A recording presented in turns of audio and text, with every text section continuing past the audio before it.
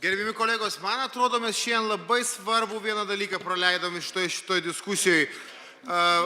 Gerbimas, nelabai gerbimas, aišku, bet ponas Remigijus šiandien pasakė tokį vieną labai, sakyčiau, fundamentalią mintį, kad asilas yra labai protingas gyvūnas.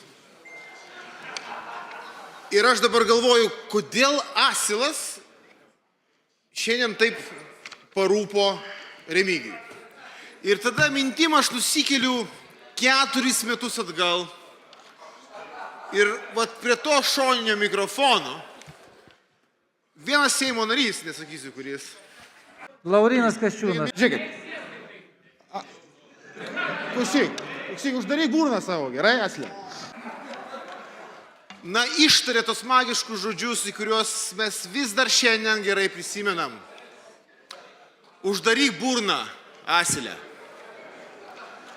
Pasirodo, net ir po 4 metų, tai jau yra likę Remigijaus atminty. Ir suprantu, kad tai jo ir dabar tapatybės dalis. Savirealizacijos galimybė. Tas asilas jam toks svarbus dabar, kad jis šiandien jį pakėlė į protingiausių gyvūnų sąrašą.